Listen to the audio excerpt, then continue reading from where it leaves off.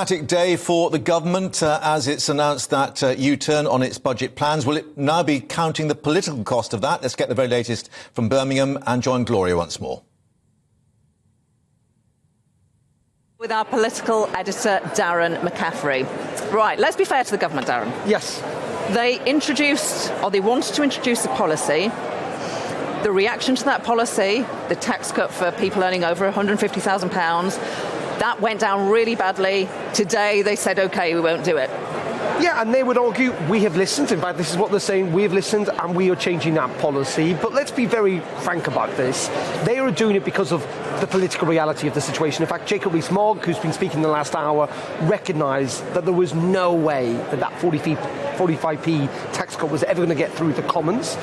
There was clearly going to be a massive Tory rebellion about it. They did not have the numbers. They're not doing this, scrapping this, like the Chancellor having to eat a hell of a lot of humble pie because they wanted to. They're having to do this because, frankly, the Conservative Party were not on site.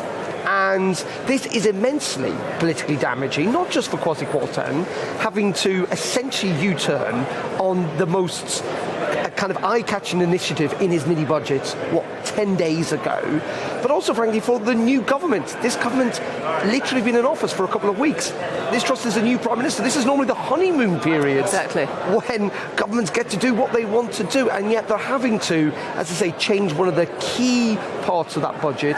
It is humiliating. It's politically very, very difficult, and it is a sign, actually, of the fact that Liz Truss is now handcuffed to the Conservative Party. She is going to have to do whatever she does in future. She is going to have to be very aware of what the Conservative Party wants. She is not a Prime Minister who's in many ways in control of a party. And she'd made a big thing of saying, I'm strong, I will take unpopular decisions if I think they're in the right interest of the country. Your point is that actually Tory MPs will have to be consulted on everything because they hold a lot of cards and they just won't vote for something they don't like. They won't, and they look at this proposal, they didn't see it coming. Clearly Liz Truss admitted yesterday, didn't she, that she didn't prepare the ground properly, and there was a communications issue as well. But for lots of Conservative MPs, particularly those in red wall seats, they couldn't genuinely justify to the voters that they were getting rid of a banker's bonus cap, and they were cutting tax, essentially for millionaires, and at the same time going to have to make really tough decisions probably in the weeks to come when it comes to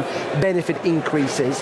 That to them, and we heard this from Michael Gove yesterday, just doesn't politically work. It is not something they felt they could sell to the voters. The problem, I think, for Liz Truss is, aside from all of this, as you say, where does this leave her going forward? She has promised some really, really tough decisions on supply side, which is essentially potentially changing employment law when it comes to the 48-hour week, changing rights and conditions for animals. All this sort of stuff is going to be really, really unpopular.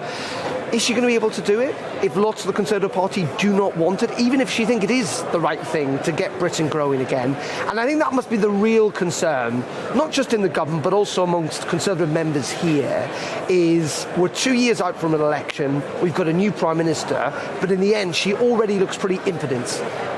Are we 2 years out from an election? Because some people argue that actually the 2019 manifesto is the manifesto with a mandate from the country, but she's pursuing things, actually, as Nadine Dorries has tweeted out about an hour ago, which she has no electoral mandate for. And of course, Labour and the opposition parties want a general election now. Yeah. Is there any chance, Darren, of us having an earlier general election so she can go to the people and say, give me a mandate? I think it's really, really unlikely. I mean, first of all, Nadine Dorries is saying this morning, for example, she's dumping kind of the review of the BBC licence fee and indeed the privatisation of Channel 4. I mean, I have to say, neither of those things were in the Conservative manifesto in 2019, so I'm not entirely sure what Nadine Dorries is talking about. But at the same time, the government would turn around and they would say, well, actually, we are going to keep the triple lock on pensions, which was in the manifesto. We're going to scrap that new national insurance tax, which, of course, was not in the manifesto because they promised not to introduce or increase national insurance. In saying that, yes, I mean, Liz Truss is determined to do some very, very radical things. There is no mandate for it. Actually, as Laura Kuenssberg on the BBC appropriately asked her yesterday, who voted for this? And in the end, it's quite difficult to say who did. I mean, clearly about 80,000 Conservative members, but that is it. In terms of the election, I just don't see how an election comes about. I really don't. I mean, at the end of the day, looking at all the polls, the Conservative Party is massively behind. Now, I don't think that's necessarily going to translate into an actual electoral reality, but are turkeys really going to vote for Christmas? I don't know, you're an MP. I mean, would you vote? You were an MP. Would you vote to lose your job? I just don't think Conservative MPs are going to do that. No, that's true. Now, all her motivations, her foundations for every decision that she wants to take and has taken is about growth. Now, obviously, no politician would sit here and say, I don't want the economy to grow. But actually, a growing economy, I mean, higher wages, better jobs, the things that we associate with a growing economy, that's not a light you can switch on and it's sort of, nirvana overnight, is it? That's a long-term thing, but it has to happen before a general election, which at the most is a couple of years ago. Yeah, I think that, Liz Truss's main argument here is entirely valid. We've had anemic growth in this country for the best part of 12, 15 years. I mean, it must be said, most of the time, the Conservative Party have been in power, but it's been pretty anemic. We are not seeing growth levels that we should be seeing in a G7 country. And in order to get there, difficult decisions, whether you actually agree with the Labour Party or the Conservative Party, difficult decisions need to be made. But these are, you're right, long-term, medium to long-term stuff. It's about education. It's about connectivity. It's about train tracks and internet. It's about trying to bump up productivity. None of these things happen overnight. Now, tax cuts, in theory, the government would argue, help things along a little bit. They get people to invest a bit more money, spend a bit more money.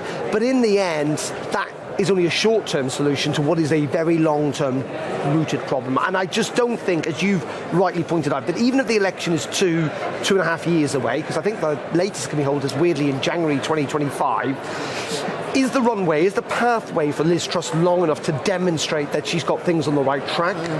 At the moment, you'd have to conclude probably not, but that is their hope. Their hope is that in 2024, they can turn around and say, you know what, things are starting to grow, Ken, we have turned that corner, stick with us. The big question is that going to happen? Are we going to see that growth in 2024? Kwasi Kwarteng, let's have a look at the time. So about an hour and 3/4 before he gets to his feet. I don't know if this is a fair question. I was going to say, what does he need to do to get his party back on board? But is that unfair? Are the party largely with him? At the moment, there are people calling for him to go within the Conservative Party. Privately? Yeah, I mean, privately, yes. But, I mean, they see what's happened today as a complete humiliation, And that's one of the things that people have noted over the last couple of days or so is actually one of the reasons the market was jittery last week was not necessarily because of these in part, clearly because of the spending commitments, not least the taxation one, though it must be said the 45p tax thing fiscally was very small. It's only £2 or £3 billion, which in a budget of 900 billion is not actually that much. But actually, the reason the markets took fright was confidence in the Chancellor and in the Prime Minister. And in the end, there's a thought process that actually, if the Prime Minister does want to get back some of the trust of the markets, maybe it is time for the Chancellor to go. But for the time being, clearly, he is quite useful in taking the hit on all these big decisions that having to U-turn on. I think what he's going to have to do today, though, is essentially what he should have done a couple of weeks ago, is to set out the big picture agenda. Now, we got part of that, of course we did during the summer with Liz Truss campaign, but frankly, and it's been difficult because obviously the Queen's death, but the government has not really fleshed out the big picture idea about what they're trying to do.